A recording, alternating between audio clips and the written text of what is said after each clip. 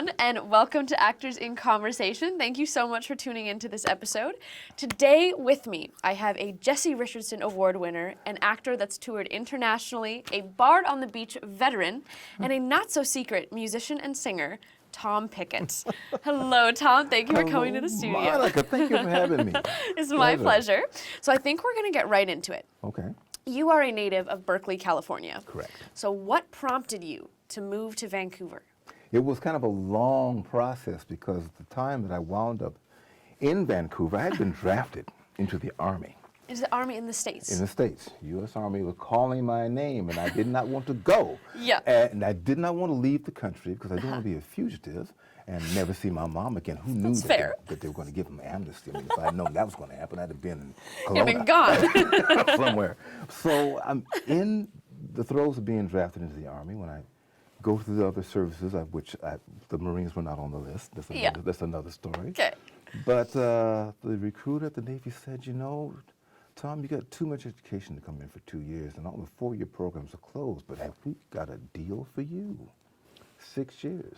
Oh, what a great avionics deal. training. I said, oh, and at that time, I was married to my first wife, and in that deal, you got immediate advancement out of boot camp. Okay. To a level of E3, which is a little bit more money, so that was attractive. So I took that course of action and got stationed in Oak Harbor, Washington, on Whidbey Island. Very close to the border. Very close to the border. So first leave, I had a choice of Seattle, Washington, or Vancouver, BC, and I took Seattle the first weekend, and the next weekend I wound up in Vancouver, BC, and fell in love. I should say the marriage was falling apart. Okay. So that, you know, people don't think I'm a... I just got up and like... And I wound up meeting my second wife at Oil Can Harry's, which is a bar that used to be at the corner of Thurlow and Alberni. Oh, damn, okay. And Oil Cans was a great bar. They had 3 rooms. They had a big main room for international acts and larger bands, a small lounge off of the main floor, and then an upstairs larger room for local bands. Okay. Yeah, so I wound up meeting my wife in the main room there. We kind of tracked each other and... Okay. Just kind of hit it off, Yeah, and then yeah. that kind of prompted you to move up here, and so it wasn't really for acting; it was just for life. No. We dated for 6.5 years while I was in the Navy, and when I got out, we continued to date long distance. At that time, Western Airlines was still around, and we used to joke that we put Western Airlines out of business when we decided to get married, because she would fly down and I would you would fly up. there. So a company called AES Data was making word processing equipment out of Mississauga, Ontario. But what they were doing was shipping it to Atlanta, Georgia, and slapping the name of Lanier Business Products. They call it Lanier up here. Okay. And it was redistributing it throughout the state. So that was my entry into Canada, because I had experience on an older product line than most Canadians would have. Because you really at that time had to prove you weren't taking a job away from a Canadian. So when I was up here for a Christmas visit with Jackie's family, my second wife, I found the AES office and kind of laid out that, well, they said, if you could find your way up here, I'm quite sure we could find a position for you. So that's how I did it. That's so cool. Yeah. So since we moved to Vancouver, you've worked a lot as an actor. You've worked in film, you worked in theater, you were on the X-Files. I was on X-Files for a couple of episodes. But what I really want to talk about is that amazing Parthenon scene in Percy Jackson and the Olympians, The Lightning Thief. Yeah. You played the Parthenon janitor, iconic scene, and you get turned into the Hydra. Yeah, one of 5 janitors. One of 5 janitors. Can you tell me a little bit about the working on that set, and then the green screen and being changed into this monster? I can tell you that. Christopher... Oh God. I'm also Columbus. terrible with names. Yes, Christopher Columbus. Was the director. Great guy. And that was, like I said, my first kind of green screen experience. Okay. And they did this 360 filming, you know, where they put these sensors all over you. Yeah. And my other partner in crime on the film was a guy named Keith Dallas. Keith Dallas. And we kind of ran up to Chris one day and said, so, Chris, any chance for sequel? And he said, no, you guys are dead. Long gone. Dead. So yeah, No so way. we got to get shot with darts, right? Pass out and turn into this hydra. Yes. That's so cool. I'm Yeah. very jealous. I'm very, very jealous. So you've also worked, one of your first theater credits was Prince Hal's Showboat. Yeah. Can you tell me first a little bit about the show? Well, at that time, I was doing another show at the Arts Club called Five Guys Named Mo. And there was a lot of controversy at the time about doing a show like Showboat. Was it appropriate for the time? You know, Yeah. the guys were kind of razzing me. But when I went to the audition, the people there seemed to be so genuine about putting this story on the stage in an authentic way and telling this story of what it is like at that time to pass for white, to be Yeah. under the threat of being outed. And the music's great. Yeah. Yeah. So my main challenge was the dance call, because I'm not a dancer. So Musician, guess actor, not dancer. I just sold the mess out of that. Love it. Just- You committed. I committed to it, and they guess they liked what they saw. And I got not only a contract to open at the Ford Theater, to come in into the show with Ned Beatty as our Captain Andy, but they offered me a couple of touring contracts, which eventually took me to London, England. Yes, which is what I was going to say. You opened in London's West End. Yeah. You had the chance there. What was it like working in London? Working in the theaters in London? It's amazing. At that time, Jackie, my wife, second wife, was touring with me. So, Oh, that's awesome. you know, it was a great experience because we got to celebrate our 20th anniversary in Paris. But we had a period of time, how we had 3 days stunning. off. We did that. My favorite museum over there is the Whitmore Museum, I think it is. It's a smaller museum. Okay. Yeah, because I would always walk to the theater. Yeah. And I would walk right by that museum so I could go early enough to stop in. And check it out and walk around. So yeah, I was supposed to bring her back in 5 years of that 20th anniversary. Took a little time. I didn't make it to London. We did do a couple of cruises Yeah. in 2018. A riverboat cruise Oh. along the Danube, Yep. which I highly recommend. Highly recommend. Riverboats. And then an ocean cruise that included a couple of islands in Greece and Italy. Oh my So, God, yeah, that's so lovely. For like our 40th anniversary, I guess it would be. Yeah. Yeah. Do you think working in London was, what was it? What was the difference between working in London and working here in Vancouver? I think, was there a different energy in the theaters, or do you think it was kind of the same? Well, yes, well, definitely. There's the crowds. I mean, this theater. We went to see Macker's Oh, at the Globe, and stunning. yeah. So yeah, but the main thing I noticed about London was that people are in the pubs at 11 o'clock in the morning. People drink early. Outside drinking, and I thought, don't these people have jobs? Because you have to make your way through the mob, you know, they're out there on the street. At 11 in the There's morning. just- yeah, 11 in the morning.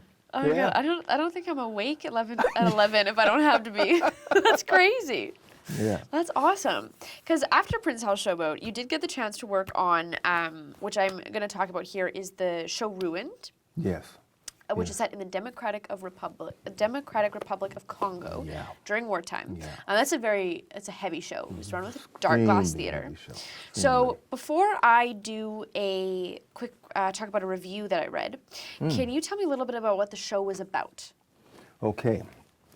I play a character named Christian, who is a friend and romantically interested in a woman named Mama Nadi, Okay. who runs a house of ill repute in the Congo, which is hard to get your head around, but it is actually one of the safest places for these women to Yeah, be, 'cause who've it's been controlled. cast out from their villages when they are assaulted by the soldiers Yeah. and ruined, have that status. And so the village rejects them, families reject them. And so they would just be on the side of the road, unprotected, no means of survival. So Mama Nadi provides that. So the character Christian will often bring Mama Nadi girls that he finds that need her protection. So it was a hard thing for me to wrap my head around as a character. Yeah.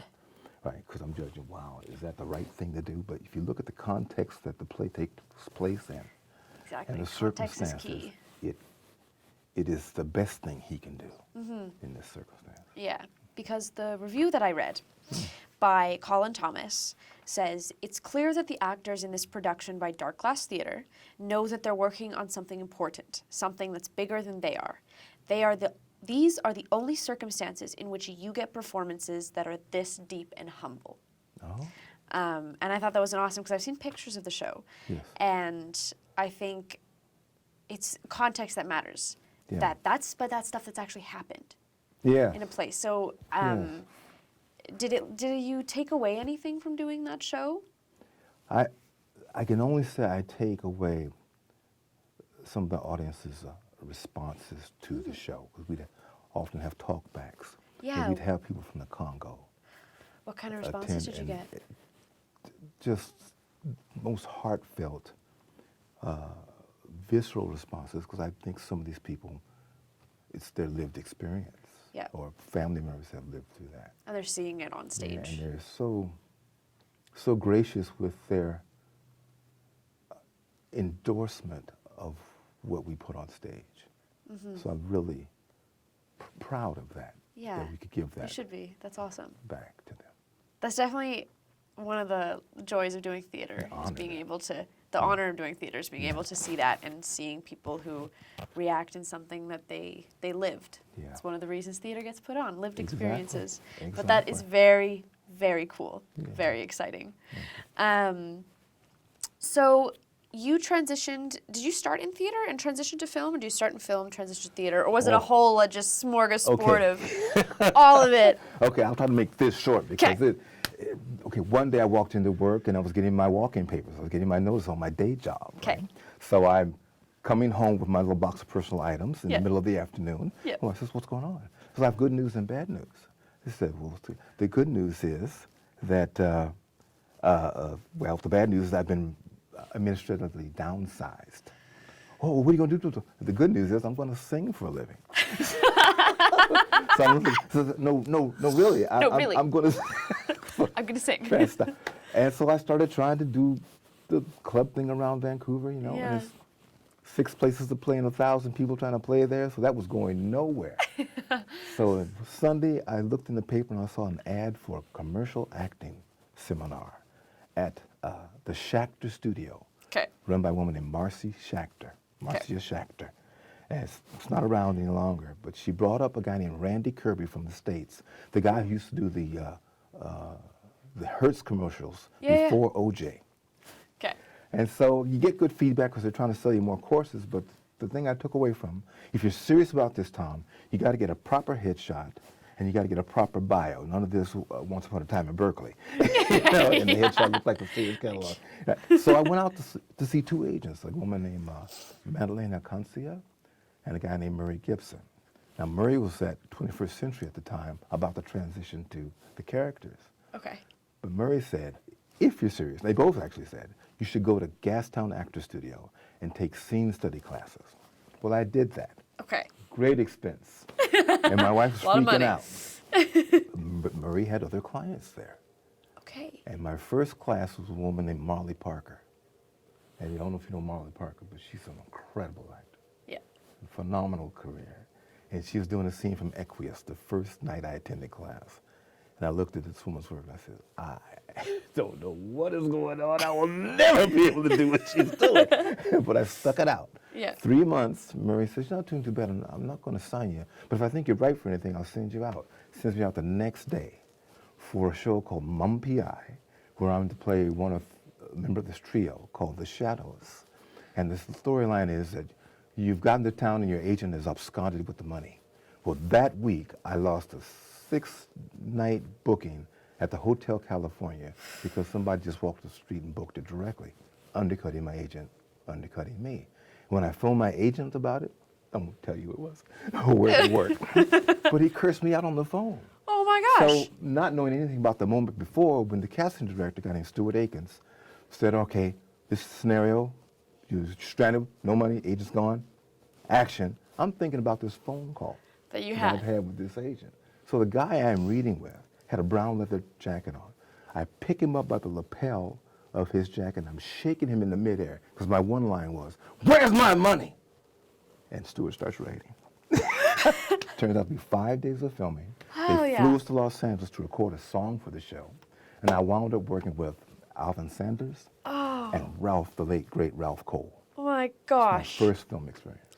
That's I was just great film experience. That's crazy.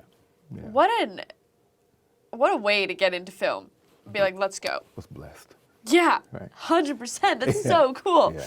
Oh my God, you're a cool person. Okay, I'm just gonna rein in the hearts. Okay, so, you've also done after that you did a remake of Critters. Yeah. You played a bounty hunter. Yeah, where I had to learn an Australian accent. Yes. And lucky for me, my partner on the show was an Australian actor. Hard I to was like, believe. oh my God.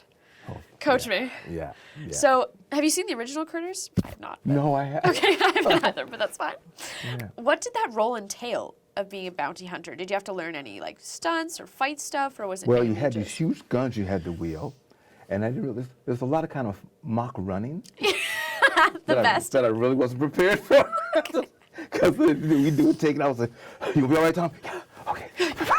Let's go again. Okay, let's go again. With these huge weapons. That's so cool. They obviously were fake. Yeah. Oh, yeah.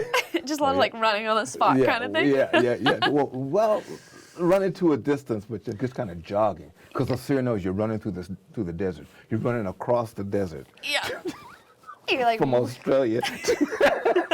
You're like, great, let's go. We can do it. People will believe it's real. Of course. We love editing. Editing's got it down. Yeah. That's really, really awesome. How long were you on that show for? I think we had 2-3 days on that. Nice. That's really, really nice. awesome. Yeah. You're like Australian accent, did all this cool running. You've got to do a lot of like interesting things throughout your career. Like even if it's been a day player or a few days, they've been like green screen, fake running, guns, run through the desert, Australian accent. They've just like thrown it at you. A couple of episodes of Sliders with Cleveland Derricks, where the crying man is my character, and it's a Little Richard takeoff. So I got to not only dress up like Little Richard, but kind of make up a song for the show. Oh, Slap me, love me, shake me, whip me, a girl like you could really, really shake me. Woo! I love it. I forget how the rest of it goes. But it was amazing just to embody that character for a moment. And I think it lets you bring your musical talent into it. Beautiful musical talent, We're by holding the way. a straight razor because I'm about to cut Cleveland's neck. Oh, that's even better though. Like I get to sing, I get to dance, but I'm holding a straight razor the whole time. That's iconic. Iconic. On the topic then of singing, you do vocal impressions. Yeah. He quietly says yes. You do Smokey Robinson, Sammy Davis. Would you care to do any of them?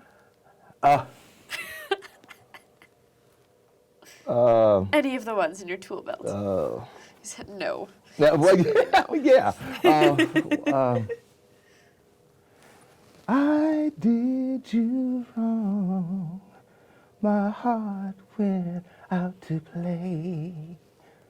But in the game, I lost you. What a price to pay. Okay, I'm crying. Ooh, baby.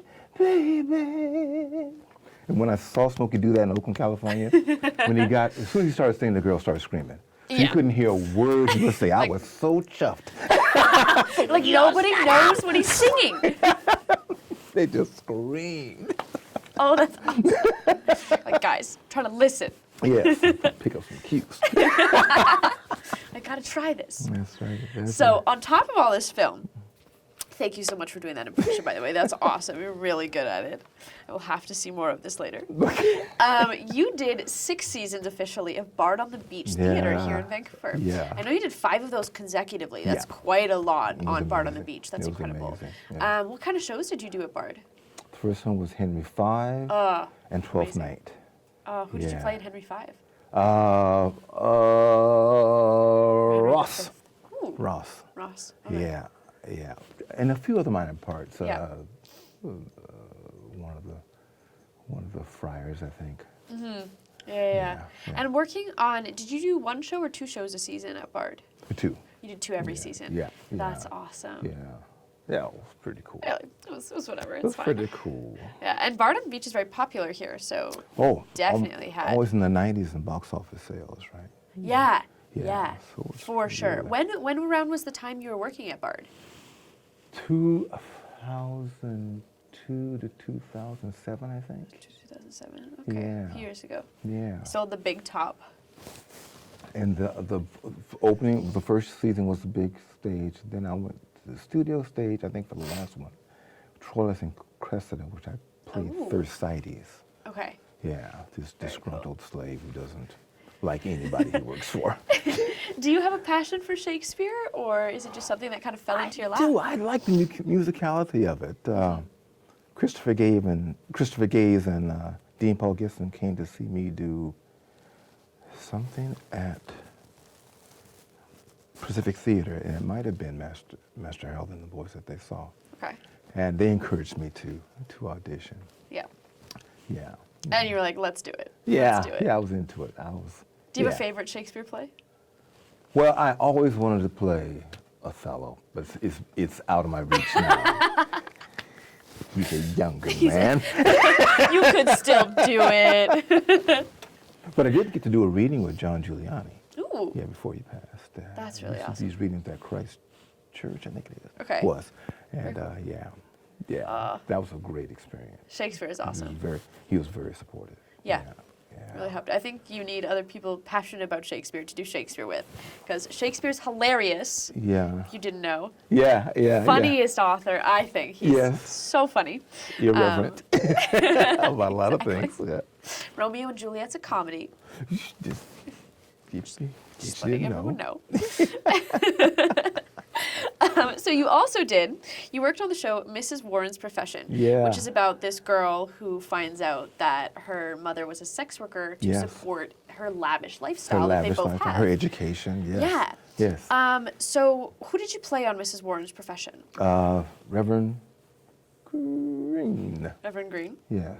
Yeah. And Reverend Green, how involved is he with the actress who plays the mother specifically? Well, I come to see my son, and it's kind of this social group that gets together. So I had some scenes with her, and she kind of knows me Yeah. from back in the day. Back in the day when we used her services.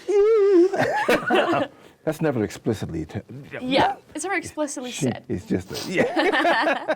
I think that's a really cool show, though, about that kind of work and Yeah. the And way it was received at that time. We did it in the hood. We did it at the rickshaw. You had the rickshaw And then we theater. did some talkbacks with some sex workers. What was that like? Between shows on a Saturday, I think it was. Yeah. Yeah. What was that like? Doing those kind of well, talkbacks. Interesting, to get that perspective Yeah, from their side. sure. Yeah. definitely eye-opening from how they see it as well. Except that there's people doing the best they can do. Doing the best they can do Yeah. in their circumstances. It's a job. Yeah. It's work. That's really cool, and it's a very, very cool show by Bernard Shaw. Yeah. Yes. George Bernard Shaw. He's a cool guy. Cool guy. Yeah. So, last thing is such a great show, Carousel Theater for Young People. Okay. You're like, all right. Okay.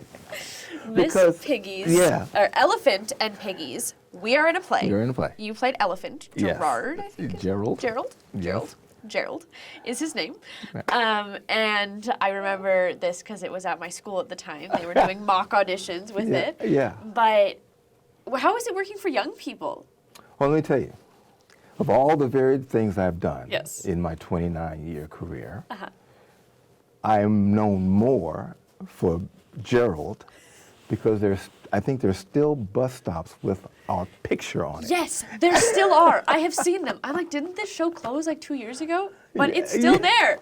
It's still there. And the last thing I did at Carousel was House at Pooh Corner, Okay. where I puppeted Winnie the Pooh Oh. and narrated as A.A. Milne. And the first show I come out and I have this narration with the audience. It says, Yeah. well, if any of you have, welcome. I guess you know why you're all here. It's Gerald. Did you hear that in the audience? I said, yes, it's Gerald. But now he's Winnie the Pooh. he's A.A. Mills. But it was so funny. The kids still remember. That's awesome. Kids have a good memory. Yeah. It was so much fun. Yeah. Oh, we had a ball. Lots of movement work, lots of miming, lots of... And the squirrel rails. Marilyn Kamu, Lindsay Warnock, and Cynthia Yusuf Nice. were brilliant as the Squirrels, which is this backup singing group that they put it, to that's do so this cute. fantastic music. That's so cute. They made me feel like a rock star. Yeah. They never let me fail, man. Theater for young people. Yeah. That's a very... I remember that show. I didn't even see it, and I'm like, I know that show. Yeah. That's awesome. Incredible. So, to finish it off, because there's so much we could talk about your 29 career, but we are running out of time. Yes, ma'am. And you've done so many amazing things. So jealous. We have a set of 7 questions for you called just kind of like our ending questions, our character questions. Okay. So it's not about your career. This is the humbling moment. So it's been great. It's been great. So let's start our questions. All righty. Number 1.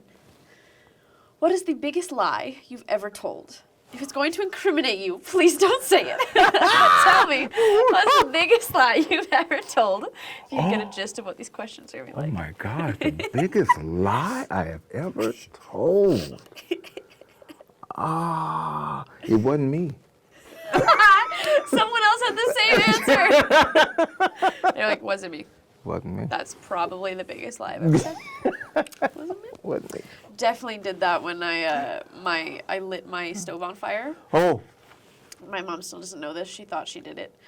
But I dropped a piece of, we had a grill.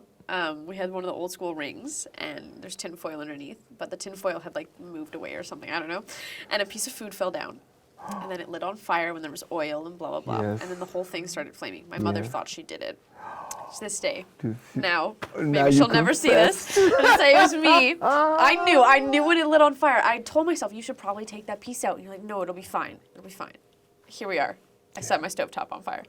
Oh, So, similar story. So it wasn't me. Mother's brand new stove. She'd just gotten. She'd never gotten a new stove in her life.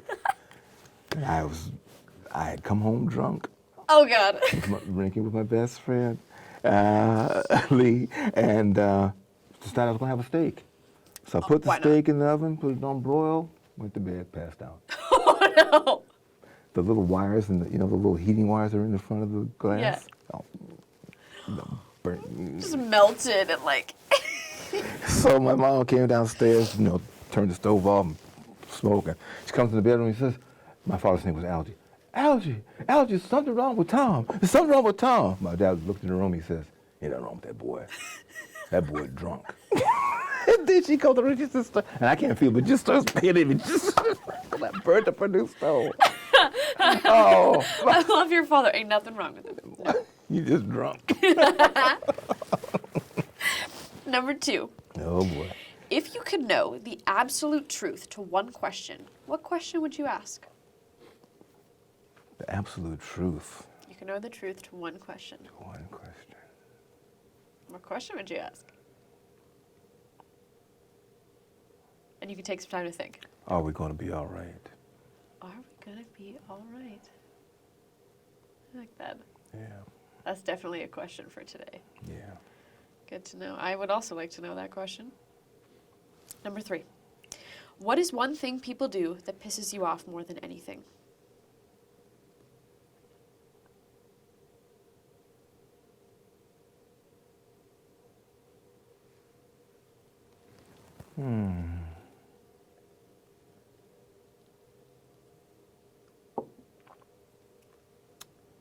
How do I phrase this?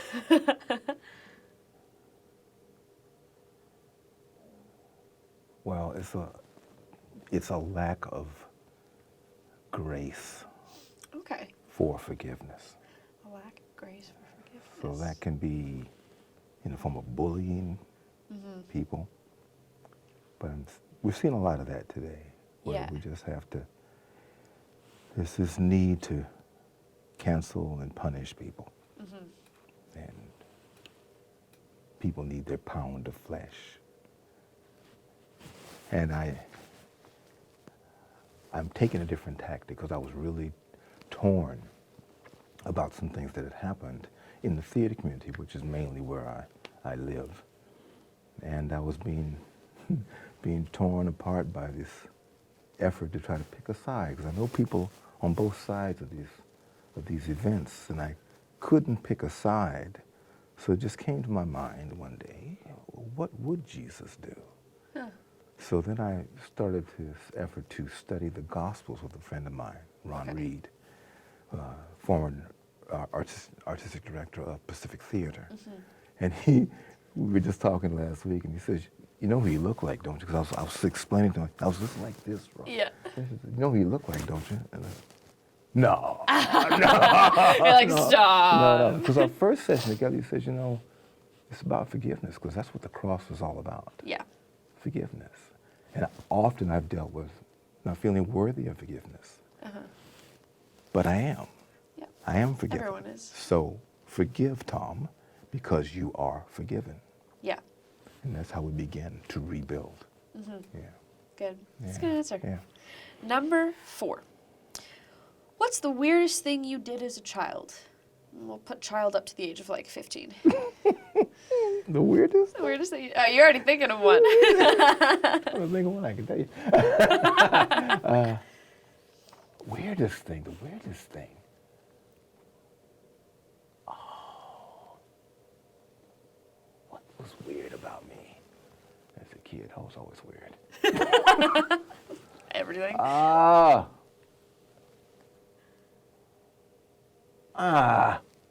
Well, okay. Okay. There was, I'm ready.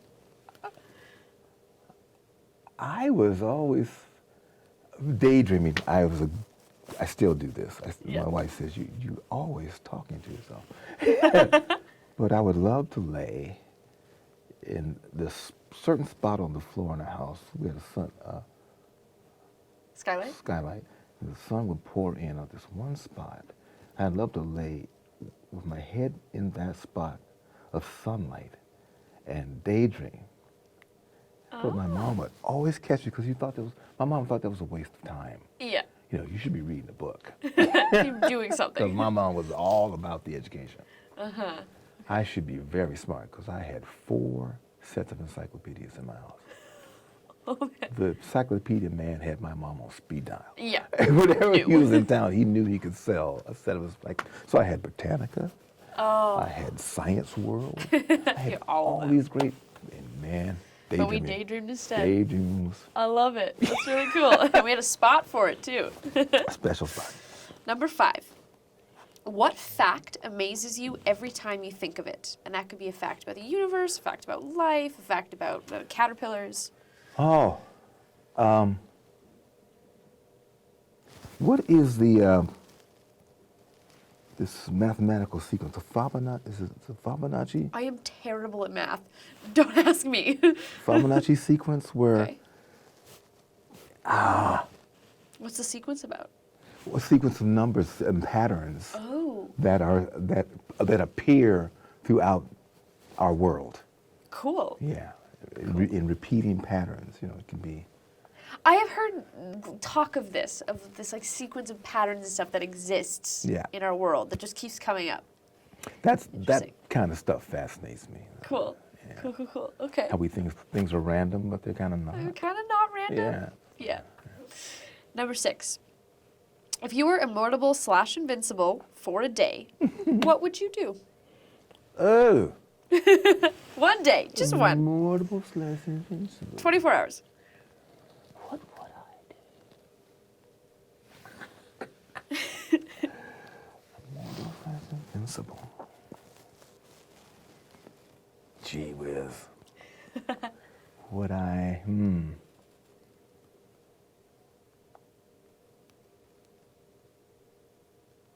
I would save as many kids as I could. From starvation, from violence. Yeah. Very awesome. Yeah. I love that. Yeah. Number 7. Is that the last one? Last one. Okay. Last one. If there was one person you could go for dinner with and ask anything, who would it be? Past or present? One person. Sit down for dinner, have a conversation.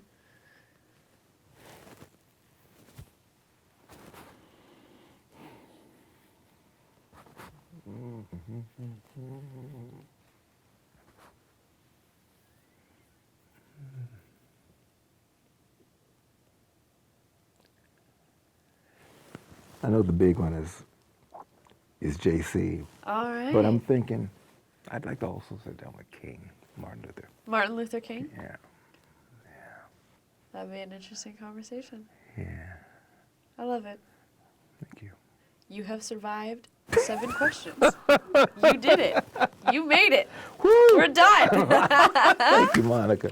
Thank you so much. Thank you so much for coming down to the studio. This was awesome. This was so much fun, and it was an honor to meet you. My pleasure, my dear. So thank you. My pleasure. Thank you for having me. My pleasure as well. All right. And thank you all for watching this episode of Actors in Conversation. Thank you all as always. We can't do this without you. So continue to subscribe down at the bottom, and there's links to Instagram, Facebook, Twitter, and TikTok down there. And you can go take a peek, get up to date on all the new episodes that are coming out, and the wonderful new actors we'll be having next week as well. So thank you guys so much. Mwah. Bye, guys.